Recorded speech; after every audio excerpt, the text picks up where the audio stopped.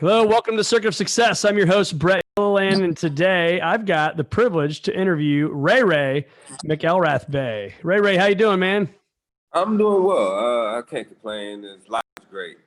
It's been a wonderful experience thus far, and I hope that continues. That's right. So for those of you that may not know Ray, I'll let him tell the story. But, if you're like me, you like a good movie, like a good sports movie, you like a good Disney movie, and you like a movie you can watch with your kids. I got 4 boys, Ray, so we're looking for a movie over the break. Your movie, Safety, just came out on Disney Plus, and I give it a 10 out of 10. I'm not a movie, guy that rates movies for a living, but I'm going to give it a 10 out of 10. How's that? Well, that's fine. Although you're not a critic, but I think that's wonderful. I'm glad about the exception of the movie thus far. People have really liked it, and I think that's great. Well, we'll talk about that. So again, this is Ray. He's the inspiration behind the movie Safety on Disney Plus. And we'll dive into some of that stuff, Ray. But maybe for the people that haven't seen it yet, or just kind of listen to this podcast and say, okay, who's this Ray guy, man? And kind of give us some of the backstory. What's made you the man you are today? And how do you get to where Disney all of a sudden wants to make a movie about your life? Well, to make it quick, I came up, I guess, from a troubled background, troubled kid. I did some things I wasn't necessarily proud of as a young man, like getting kicked out of elementary school. So it goes back that far for me. But my mom was addicted to crack cocaine growing up. My dad was in and out, just given the situation that him and my mom were going through with her addiction. And so I came up like that, and I stopped living with my parents around 8 years old. And I started living with the coaches that I played with. Wow. So I lived with my Little League football coach and then my AAU basketball coach, and I spent some time with my high school principal. So I bounced around a little bit as a youngster. I did do the foster home thing. Luckily, it wasn't that long for me. And then one of my foster home experience is not is there were not always great foster homes, but the one that I do remember the most is a pretty good system that I enjoyed. It brought a lot of stability in my life, thinking back on it. But coming up, going through that, being raised with my coaches, I have 7 siblings. So although Famar is one that I in the movie I'm taking care of, I have other siblings that I had custody of as well. And what number was Famar? Famar was, it's 8 of us. He was number 5. Okay. Are you number 1? Number 6. Number 6. No, I'm the oldest male. I have 2 older sisters. Okay. Yeah. Very crazy, man. So that happened, and you bounce around, and then I luckily get earn a scholarship to Clemson University. I go up to Clemson University, and during my first year, things were pretty well. The summer of my first freshman year, my younger brother wants to come visit me. My younger brother Famar. He called me all summer, over and over again, just when can I come? When are you gonna buy a ticket? So, I finally got enough money up to buy him a ticket. He flew in from Vegas as an unaccompanied minor.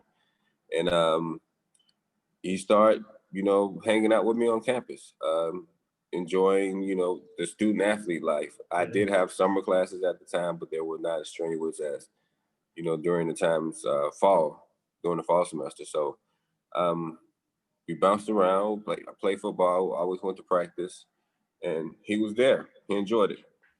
So towards the time, it was time for him to go back. Where the movie differs slightly is that when I received Famar, there was a scene where me and my mother, switched custody.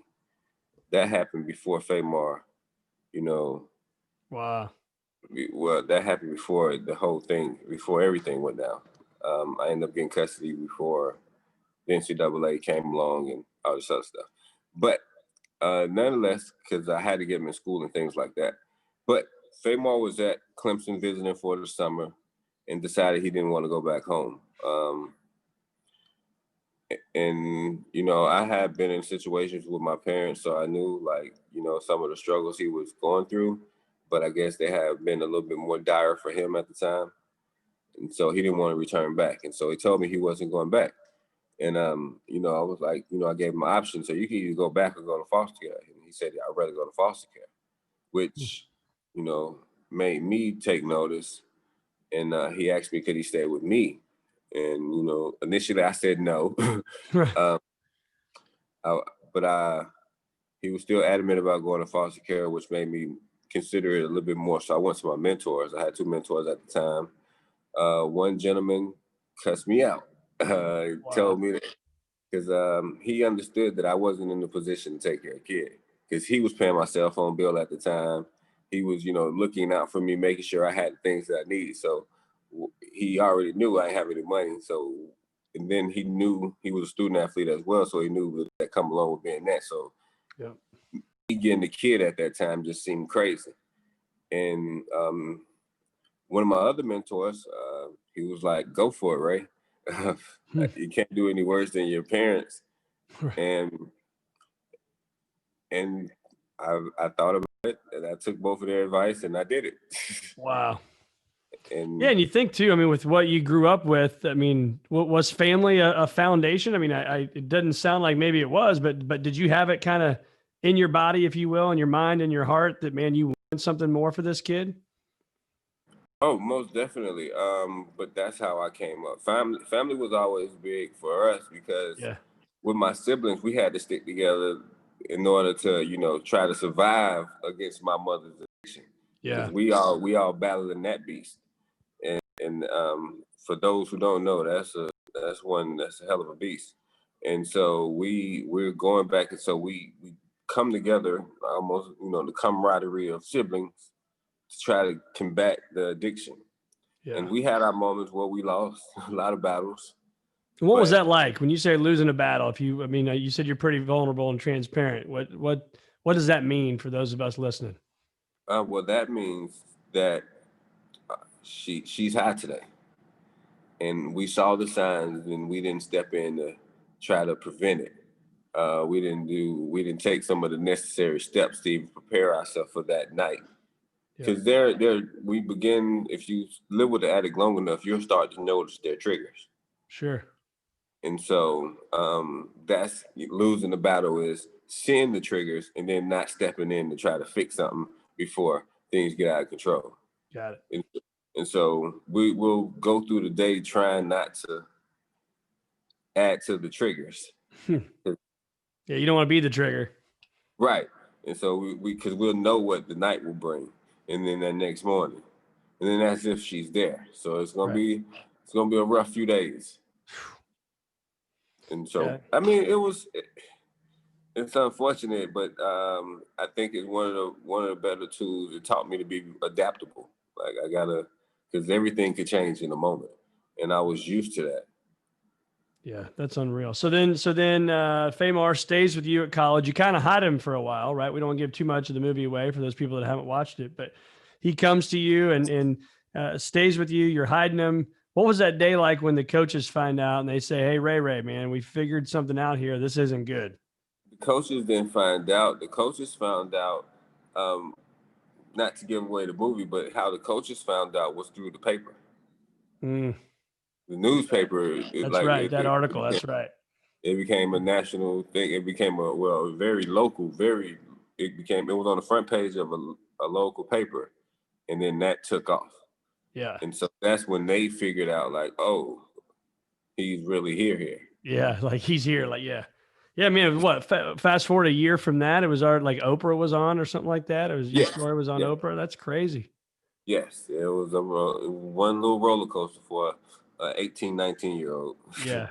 So yeah, so think about that. You're troubled upbringing, as you mentioned, and then now here you are as a football player in college, playing on the biggest stage, and now you're trying to also raise a child. So talk to us about that, man. What was that roller coaster like? Um, During that time, the adjustment was hard. In the sense that I was never a parent before. I had helped take care of my siblings, but Yep. never to the extent where now every morning he wakes up, he's looking at me. Yeah. And so, Got to get him to school and feed him yes, breakfast. And yeah. yes, those things became more routine. Once I got into a routine about the daily, day-to-day stuff, it became natural for me. It became helpful to me because it was structured. Yep. And one of my biggest problems in life was not having structure. It's typically when I get crazy and things go not so well for me is when I'm idle. Right. So the more I have to do, the better off I am in most cases. Yep. It keeps me busy, make sure I'm staying on top of things. Yep. Where do you think you learned that discipline? Being raised by coaches. Yeah. I think that being coachable and being raised by coaches helped out with that a lot. And then I learned from an early age that respect and good behavior could change the things for you, can change people's, whole outlook on who you are. Hmm. And this was after alternative school. I went to I think Bell South sponsored it. It was like what was it called? Peer, not de-escalation, but it was peer mediation. It was some type of program where they rewarded good behavior. Okay. So they were given, as a young man, they would give us monopoly money for doing good deeds. So if we held the door, if we were helpful to others, if we were respectful. And so it And you're was how old at this time? That program, that happened when I was in second grade. Oh my goodness. Yeah. And So they're then teaching the foundations that you weren't getting at home, basically. right. And then another one happened towards the end of fifth grade going into sixth grade. Okay. Where it was those programs that got me outside of my normal environment that helped me understand like the things that respect and attitude could get me. Like those things, if I changed those things, how far that would take me. Yeah. And how hard was that to learn? I mean, did you embrace that as a young man, or is that something that you fought like, oh, you guys are full of it? I don't do structure. No, that wasn't my dig. That wasn't my thing. Even with one of my coaches, I had the hardest time calling and telling him where I was. Huh. This was right before cell phones were prominent and everybody had one. But I would change locations and not tell anybody because I was used to moving in that manner. Right. And I didn't have to tell people where I was going and when I would be back. Right. But it was a problem for me for the longest. Did you feel like it was a weak thing? Did you feel like you were weak if you did that? Or like, what was the feeling behind that? No, it was more so like, why? Like, why is it important? Yeah. I'm gonna be back. I'm coming back. Like, don't worry about me. Right, because I didn't need nobody to worry about me, and for me, it was someone looking over me, and I never had anybody to look over me like that. So it's like you in my business for what reason? I don't know, because I know why I would get in my mom's business like that because she was doing something she had no business doing. So I equated attention with me doing something negative. Yep. So you don't need to pay attention to me. You need to go do something else. Yeah. So you worry about yourself, I'll worry about me, right? Yes, I rebelled early on a whole lot. How's mom doing now? My mom's great. She's great now. Good. She's working still.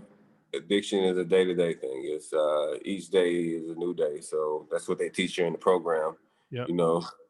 Just worry about today, get through the day clean, and that's how I look at it for myself as well. Just is how you doing today. That's right. You get to see her very often? Yes, I see her often. Okay. What'd she think of this movie? Well, she's happy for me, but I have mixed feelings for her. Yeah. Because she can't do anything but be happy for me publicly. Because anything else would be seen as, possibly ungrateful or something else. But I know it has to be hard for her to have to go, national television. Now the world knows your addiction. Right. And the world knows you're an addict, and the world sees what some would consider your shortcomings. And the pain that goes with that, because there's not like a happy moment for her in the movie. It's not like a moment where she comes back and she's a hero. Yep. And so I that's one of my great, that's one of the things I just don't like about the movie myself, particularly. Because she's a lot more than an addict. What would you say? What would you, if she were right here, right now, and I made you tell her something? What's the one thing you have learned from her that's positive? I mean, everything I learned from my mom is positive. If nothing else, hell, I know what not to do. Yeah. Yeah. And so with that being said, with that, having that, and me being comfortable with who I am and who I've become, makes me excited for all the things that I went through with her. It makes me look back and think that they were necessary, because I can talk about the things. My story wouldn't be my story That's if it right. wasn't the things that I went through. And so, whereas some people might resent their parents at this point in their life for the things that they went through, I thank my parents, because I'm different that way. I'm unique. Yeah. And unfortunately, it might not have been in the way that they wanted to happen, but I know this is not what they have. They didn't want what happened to happen. Like if it was for them, the ideal situation was, married forever, millions of dollars, home, all the kids good. Yeah, I think everybody set out for that.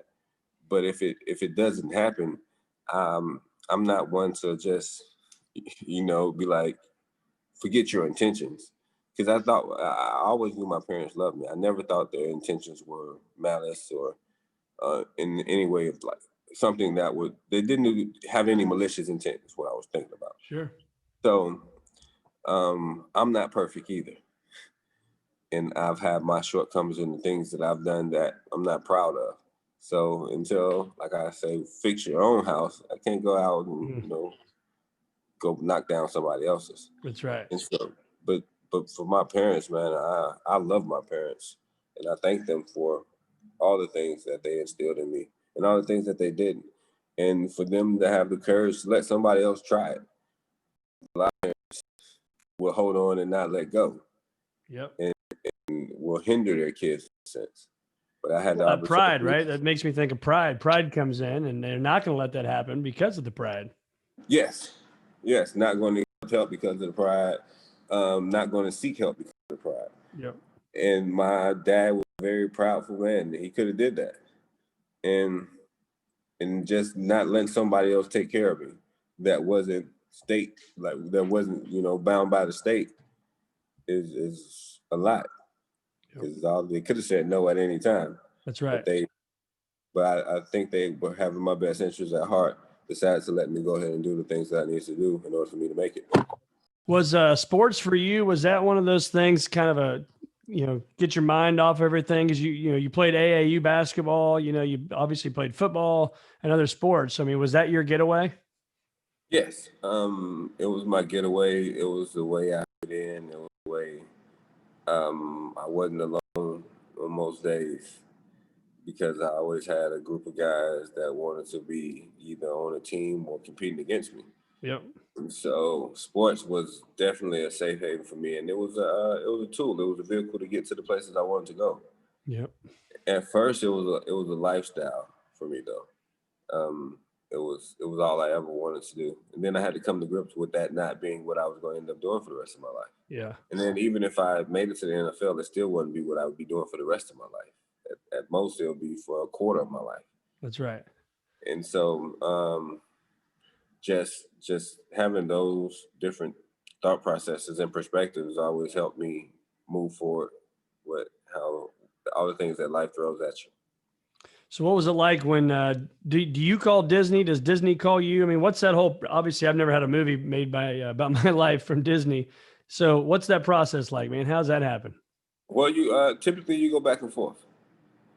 If you have a story, luckily my story was national, so other people picked it up. It had some traction early on in the early 2000s. So it was still a wonderful story. So it's not like I went to 3 studios prior to going to Disney, 3 or 4, I think it was. And you sign a deal and then you wait. And if they make the movie, they do. If not, the deal expires and then you're on to the next deal. And you typically really don't have much conversation unless they get, because a lot of the times they buy the rights just to hold it, just in case they might want to do a movie. So the next guy doesn't make it. Yes. And how long is that deal? So Disney says, hey, or company one is going to say, studio one says, here's your deal. Is that 2 years? Is that 2 months? What's that like? Typically 18 months to 2 years. Okay. And then they'll tell you, we'll give you this up front. And if you don't make the movie, you keep the initial. If we make the movie, then you keep that and you get whatever on the back end. Yep. And so initially I just always got front end money. Yeah. Yeah, I get this. Okay, cool. And then, 18 months pass. Oh, time to get a new deal. Time to get a new check. Let's see if I can find somebody else to sign me up. Right. And then, and just kind of did that for years. Not too many years, but because there was like 2-3 years in there where I wasn't under contract. Yeah. But then, Disney's platform came along. Disney Thank God Plus. for Disney Plus. Yes. Can't fight that. Can't. No. And so, and from there, like they got the rights. And then when I signed with Disney, well, one person might be extremely excited to sign with Disney. For me, it was like, oh, okay, here we go again. Right. Let's go try to make a movie for real. Okay, let's act like we're gonna make a movie. Yeah. And yeah, I went back to work. I was at work, minding my business, because it was towards the end of this deal. It was, I think, towards like the 12th or 13th month into it, where I get the email, like they greenlit the movie. I'm like, oh, like really? Like, what does that mean? They so I call them, what's they're gonna make it. It's happening. Wow. Serious? Yeah. And so I'm at work crying, just excited and happy about everything that's happening. And from there it was. Who's the first call? Who's the first call you made? I don't know. I can't remember. I think I called my mama.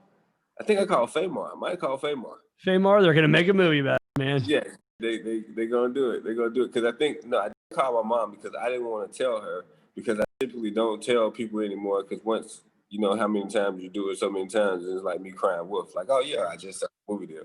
So once they said it was green, I was like, okay. It still didn't really hit me. I cried, but at the same time, I didn't want to tell anybody, just in case it's not, things are not in ink. Sure. Everything's not done. And so I think I called Famar and told him, don't tell nobody, for a little while. That's all. And how long ago was that compared to the movie being done and out in December?